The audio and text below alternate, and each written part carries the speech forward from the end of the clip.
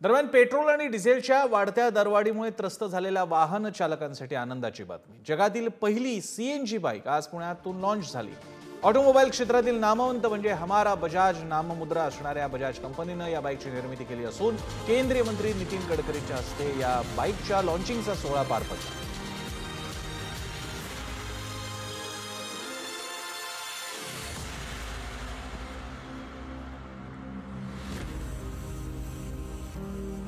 यापूर्वी सीएनजी रिक्षा, CNG tempo किंवा बस, सीएनजीच्या मोठ्या बस सुद्धा पाहायला मिळाल्या। सीएनजी गाड्या तर आधीच धावत्या, 4 चाकी गाड्या, मात्र आता सीएनजी बाईक सुद्धा। आणि या सोहळ्याचा आणि या बाईकचा आढावा घेतला आमच्या प्रतिनिधीने, आपण पाहूया। तर फायनली संपूर्ण जग म्हणू शकतो किंवा भारत तरी नक्कीच वाट पाहत असलेली सीएनजी बाईक बजाजने लॉन्च केलेली आहे, जिला फ्रीडम असं नाव देण्यात आलेले आहे। फ्रीडम यासाठी म्हणू शकता कारण की कंपनीच्या मते यात सीएनजी सोबतच पेट्रोलही वापरता येणार आहे, त्यामुळे एक फ्रीडम इथल्या वापरकर्त्यांना सर्वांनाच मिळणार आहे। सीएनजी म्हणाल तर पर्यावरणाच्या दृष्टीने आणि खिशाच्या दृष्टीने चांगलं असल्यामुळे सीएनजी बाईक हा एक फारच गुड असा विषय होता, जो फायनली आता रिव्हील झालेला आहे। आणि सीएनजी बाईक आलेली आहे, अलीकडे इलेक्ट्रिक बाईकचा जमाना आहे, त्यात आता बजाजने सीएनजी बाईक आणलेली आहे। बाईकचं म्हणाल तर लुक वाईज ही 125cc बाईकच्या कॅटेगरीमध्ये मोडते, त्या दृष्टीने हिचा लुक कम्फर्ट आहेच आहे। सीट बघू शकता फारच मोठी देण्यात आलेली, जो सर्वात महत्त्वाचा गोष्ट असते प्रत्येकासाठी।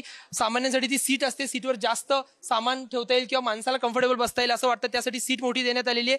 सोबतच जो लुक आहे तो साध्या ज्या नॉर्मल बाईक असतात 125cc त्या दृष्टीने असला तरी पण एक वेगळा स्पोर्टी लुक पण यात देण्यात आलेला आहे, ज्यामुळे बाईक अगदीच युनिक बनते। आणि सर्वात महत्त्वाचं म्हणजे सीएनजी बाईक आहे, सीएनजीची जर टाकी म्हणाल तर ती ह्या 2 kg एका वेळेला बसणार आहे, सोबतच पेट्रोल 2 लिटर बसणार आहे। 2 kg सीएनजी मध्ये सर्वात महत्त्वाची गोष्ट म्हणजे ही बाईक कंपनीने सांगितल्याप्रमाणे 200 किलोमीटर पर्यंत प्रवास करू शकते। ही फारच मोठी अशी अचीवमेंट म्हणू शकतो यातच। तसंच सीएनजीचा बाटला, आता जी पण आपण कार बघत असतो, कार्समध्ये सीएनजीचा बाटला एक सर्वात मोठं गोष्ट असते, ती जो ठेवण्यासाठी फार जागा जाते, मागची डिक्की पूर्ण होऊन जाते। तर ह्या बाईकमध्ये ही बाईक कुठे असंच इथे दिसून येते। नितीन गडकरी यांच्या हस्ते याचं उद्घाटन झाले, त्यांनी हा प्रश्न केला होता, पण ह्याच गाडीमध्ये ती टाकी सीएनजीची बसवण्यात आलेली आहे, ती कुठे यासाठी एक वेगळं मॉडेल आपल्याकडे इथेच बाजूला आहे। ते मॉडेल जर पाहिलं तर तुम्हाला कळू शकते की इथे नेमकी टाकी कुठे। तर हे ते मॉडेल खास तयार केले, ज्यात पूर्ण इंजिन दिसू शकतं तुम्हाला, त्यात टाकी जी आहे ती इथे ठेवण्यात आलेली। तुम्ही बघू शकता सीटच्या खाली हा पूर्ण बाटला जो आहे सीएनजीचा तो ठेवण्यात आलेला आहे, ज्याच्यामुळे इथे एक कॉम्पॅक्ट डिझाईनमध्ये सर्व हे बाटला बसवण्यात आलेला आहे, त्यामुळे जागाही वाचते आणि सर्व प्रकारे फायदा हा वापरकर्त्यांना होणार असं बजाज कंपनीने सांगितलंय।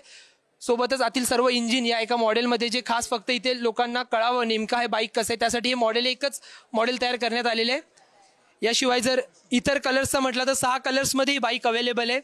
सोबतच याच्यात 3 मॉडेल्स आहेत, जे डिस्क ब्रेकचं मॉडेल आहे, जे सर्वात या दृष्टीने महाग आहे, त्याची एक शोरूम प्राइस ही 1,11,000 पर्यंत आहे। त्यानंतर 95,000चं बेसिक ड्रम ब्रेक असणारं मॉडेल आहे आणि अजून एक मॉडेल आहे। अशा 3 मॉडेल्समध्ये बाईक लॉन्च करण्यात आलेली आहे।